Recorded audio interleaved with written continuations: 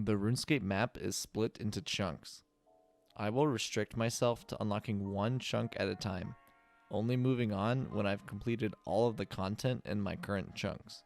The goal of this account is to unlock the entire map. This is Chunkman only, my one chunk at a time Iron Man.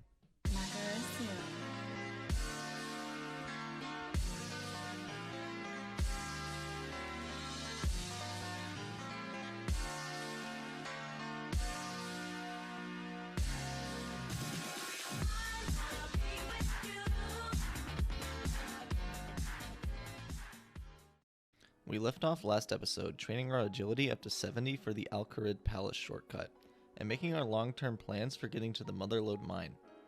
We were at level 58 agility, still at the Varrock rooftop, and planned to move on to the Sears rooftop once we hit level 60.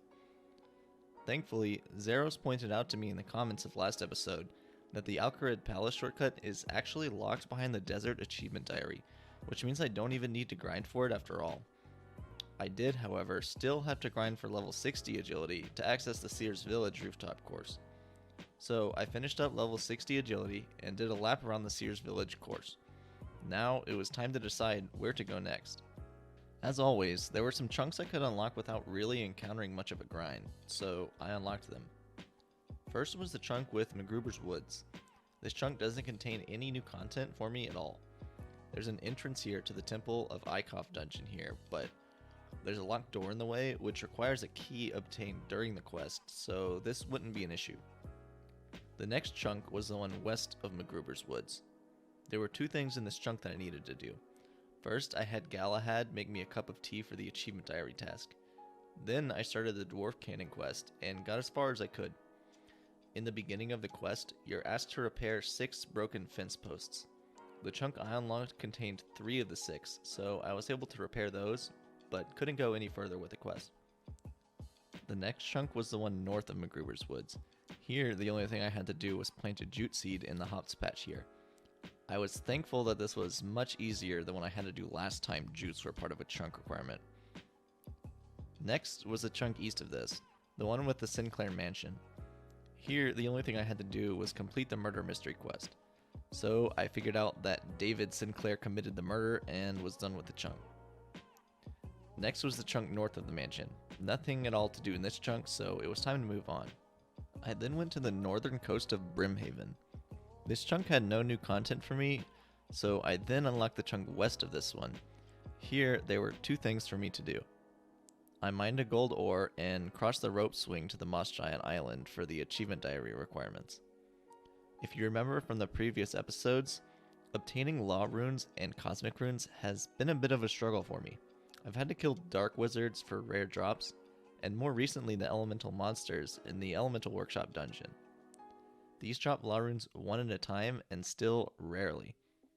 The Moss Giants, though, drop law runes and cosmic runes 3 at a time, which is a huge improvement.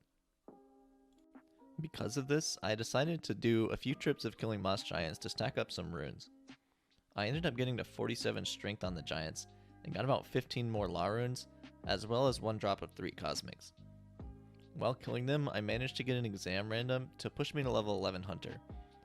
I also got a beginner clue from the Moss Giants, which was recently added to their drop table. When doing the clue, I needed to go to Alcarid, so I decided to go ahead and make some more jewelry while I was there.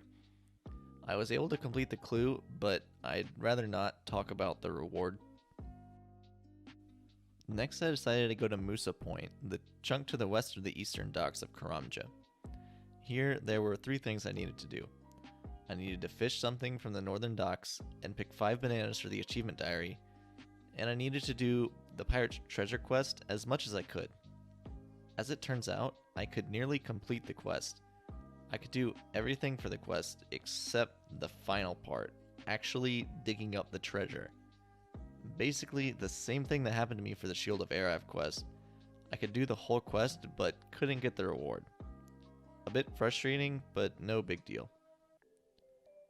With no more quick, easy chunks for me to unlock, I had to think of a plan for my next big grind. If you recall from last episode, I made plans to go to the Motherlode mine eventually. Before getting there though, I want a Rune Axe and access to Port Khazard for quick banking of crafting supplies. If you recall from episode 4, the initial plan to get the Rune Axe was to go to Zaya and go through the Hosidius house to the Woodcutting Guild. This would work, but since the Hosidius house is getting reworked soon, I'd rather wait to go there in case new content gets added that forces me into a long grind. Instead, I could go through Land's End to get to the Woodcutting Guild. I would have to take a pretty weird route to avoid the magic tree, but it would work. And it looks like only a very small portion of what I'd unlock would be changing in the rework. There's two problems here though. There are multiple hunter spots and a fishing spot for sharks. We'll talk about the hunter later on, but for now let's focus on the sharks. If I were to unlock sharks, that would mean I need to get level 76 fishing and level 80 cooking. So far, my best way to train those skills was at the fly fishing spot in Lumbridge. I'd like to unlock something better if I could before doing that grind. I couldn't unlock barbarian fishing since it's locked behind the same chunk with mithril dragons, and I couldn't unlock monkfish since it's locked behind the Swan Song quest, which has prerequisites which require herb lore, which I can't unlock because the druidic ritual quest makes me go into the same dungeon as Cerberus. Well, there's actually tons of reasons why I can't really do Swan Song right now, but that's one of them at least. Anyway, since those are the fishing methods I've done in the past at these levels, I wasn't really sure what would be the most efficient thing to do. I figured that I could unlock Catherby, which has tons of different things to fish, and try things out. I thought that harpooning tuna and swordfish was probably my best bet. I was about to unlock the Catherby chunk when I noticed something that made me second guess myself. An archery shop. I knew that the shop was there, but didn't think anything of it until right before I unlocked the chunk. I remembered back to when I was going to unlock pest control, and I couldn't because the archery shop there sold rune arrow tips. I looked it up on the wiki, and sure enough, the archery shop in Catherby also sold rune arrow tips. So if I unlocked this, I need to get 75 fletching, which completely negates the entire point of unlocking the chunk. I'm doing this as a step toward getting my Rune Axe, which is supposed to be used in my fletching grind. So I couldn't go to Catherby. Where else could I go? I considered going to the fishing guild, but if I did that, I'd have to get 82 fishing instead of just 76, so that I could fish minnows. I couldn't find any other nearby fishing spots for me to unlock, so I just started to fish. I didn't unlock Land's End yet, as I would still needed to think about how I was going to train Hunter. I just went to the Lumbridge fly fishing spot and started fishing. I started with level 60 fishing and 65 cooking, so it was going to be a very long grind. I was fishing for a while, so I needed tons of feathers. I ended up needing to take a few breaks to make some money for more feathers, which I did by making bracelets and alching them. Along the way, I also got a good amount of beginner clues. I was able to complete about half of them.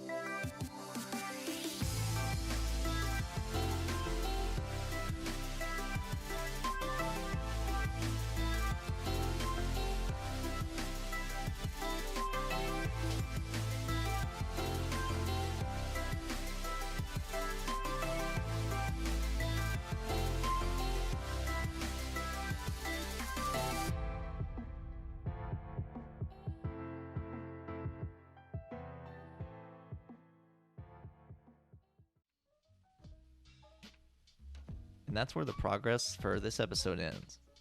Now that I've got the levels for sharks, I'm about 90% sure what I want to do next, but I want some feedback to make sure that this is the best thing for me to do.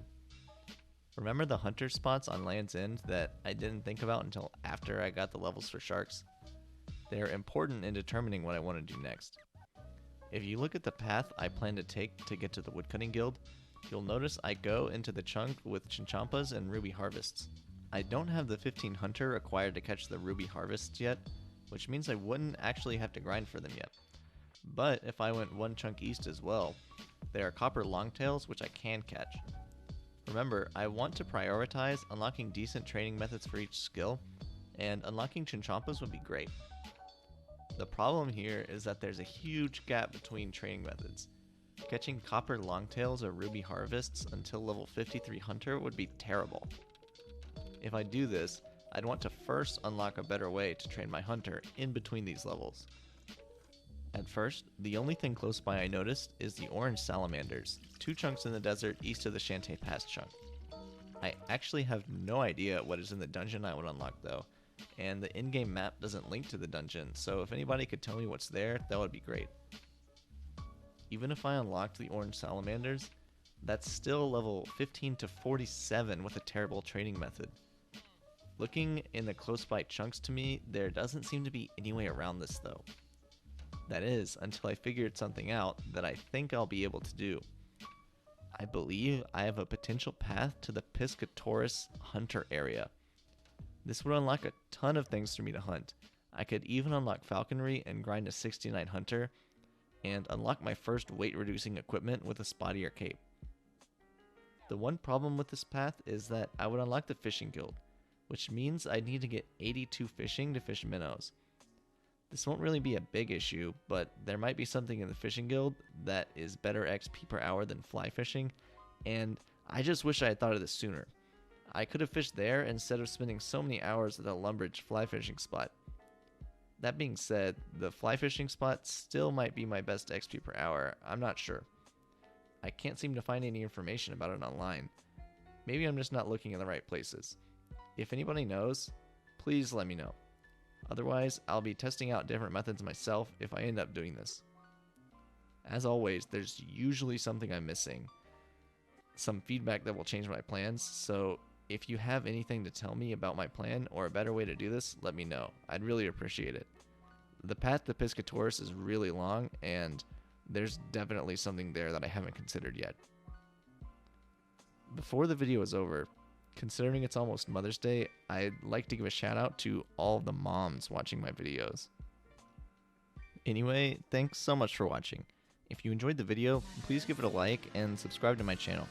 You'll stay up to date with the new episodes, and my brain will give me dopamine. I also have a Patreon linked in the description if you want to help me out a lot. Hope you all have a great day.